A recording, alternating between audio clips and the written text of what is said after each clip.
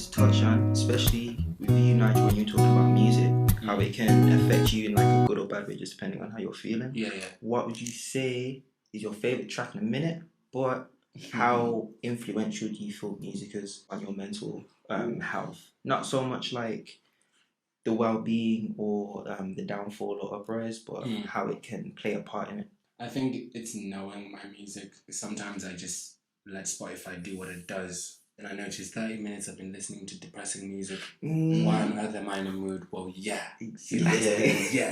Whereas when I actually carefully select what I listen to, myself being a Christian, I tend to find sometimes I go away from gospel music for a while. But when I come back to it, and I can actually listen and I process the words which are coming out. Like right now, one of my favorite songs is called Okay. Just has a chorus which just repeats and it's gonna be okay type of thing.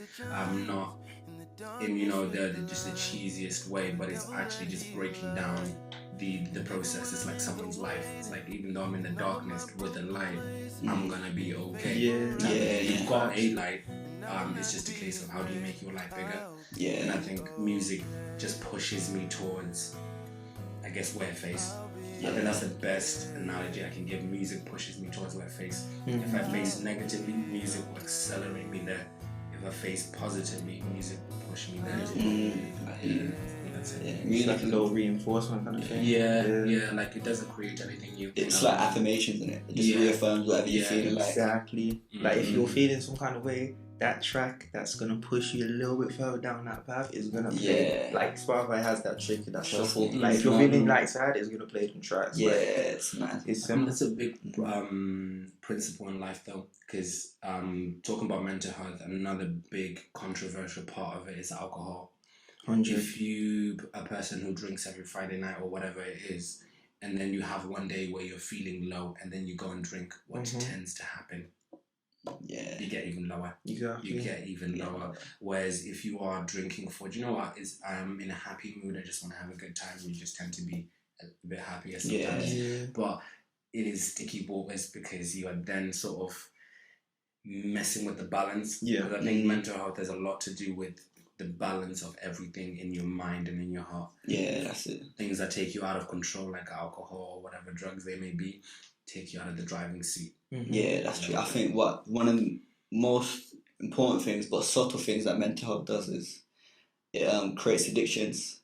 It can be certain habits or certain ways of. It can be your personality, but could be something like food. It could be even dependency on the person. It could be anything, to be fair. But it's like these small sort of ways that it latches onto us, but we won't realise that. We'll just think the actual thing that we're attached to is the problem, but it's not. You gotta go deeper. So that's why I think self-reflection is so important, because only you can go deep inside yourself and think, what's the reason why I'm like this, or why am I so dependent on someone? And most of the time it's because we feel like we're not whole, so we feel like something else outside of ourselves has to complete us. That's external.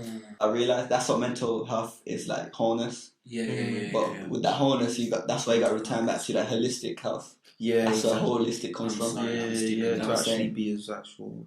Mental health, I think it's specific to every person, every type of person as well. Like, I think it's so important to understand your race and your roots, because mental health for me will be different or for anyone else, just because of where I come from, my climate, my environment, my family.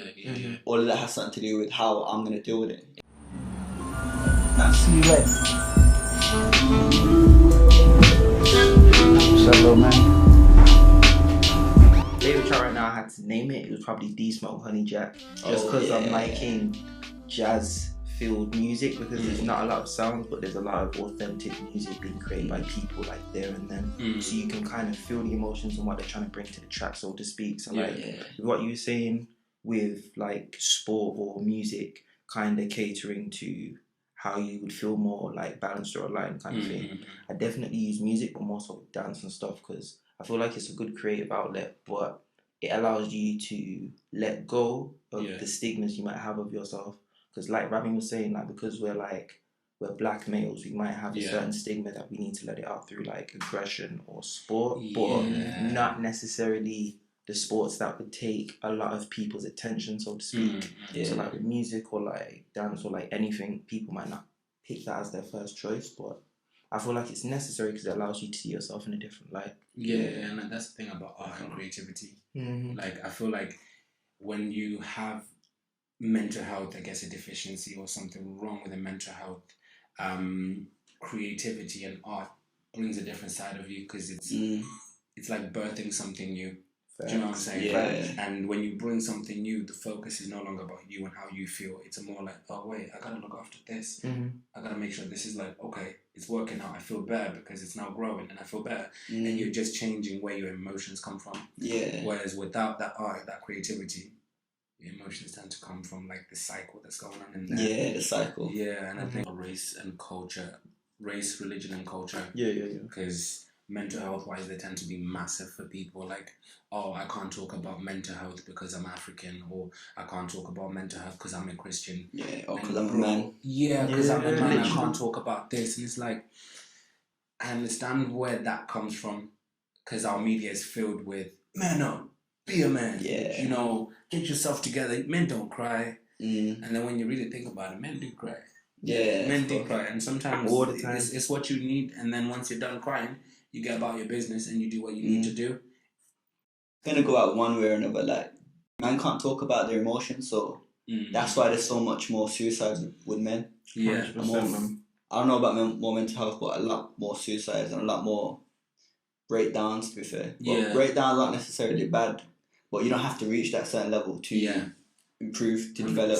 100%. There's loads more steps before like the implode stage. Yeah. Like, there's many. You just need to have them highlighted. Some people don't even realize that kind of support is available in a way that would actually make you not feel uncomfortable, but actually get to the root problem. Yeah. People are scared of being patronized 100%. or being judged. Someone talking to you from a high horse is not necessarily a bad thing because they can see higher than you can. That eagle eye. Yeah, eagle eye. They're outside of your vision or perspective, so they can see a lot clearer. I don't know if any of you guys have ever done this or had an experience where you speak to someone random, like a random person on the street randomly talks to you, and maybe they go on a tangent about their life or they talk about something, and it makes you think, wait, why am I complaining? Yeah. Why am I all the down? time. And then it just gives you that energy to say, do you know what, I need to pick myself up. For me, it happened, I was running 10K in year 11. I was so tired. So tired towards the end. And this old man is there looking. He's like, "Go, he's going. You're gonna give up now? Look, like just look up." I'm thinking, what's this guy talking about? I look up, and the next 100 meters is a finishing line, and it just gave me enough energy just to run as fast as I could. Sometimes you need that stranger or that random person, and that makes me think. I wrote it down here. There we go. Combat mental health with connection.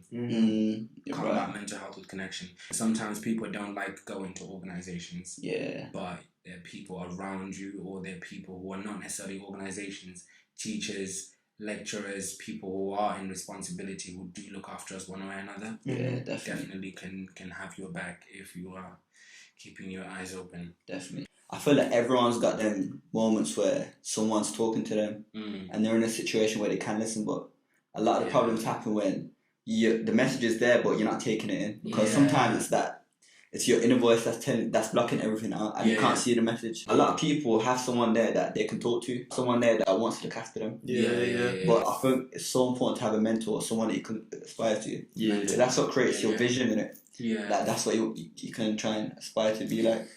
But if you're not having that, then you don't know. Like, it's your environment that's going to create who you are in it. So your environment's around people that not conscious, or they're not giving, they're not take more energy from they're energy draining, then that's what you're gonna be like. That you're gonna be similar. Exactly. I think vision, like you said, is a big part, because I find that when I have like any, I guess, moments where I'm not feeling myself and I'm not feeling the best, in a couple of days I tend to find that I probably shy away from people and I can't see as far. Like, if someone says to me, oh, next month on this day I'm doing such and such, and that type of conversation, I can't follow it because I can't see next month. I can literally only see this small field of vision and it looks very dark. So that's where talking to people and helps you have the vision, because they're seeing it for you and describing, listen, don't worry, walk left, walk right, turn, not there, get there. And if you use those wisely, I tend to find with mental health, you go in it and you go out of it. You go in it and you go out of it. It's a cycle, and I think it's something that you balance out. Like if you ever try to balance something, it will always go one way or another. And come back, as long as you're working on it. 100%, man.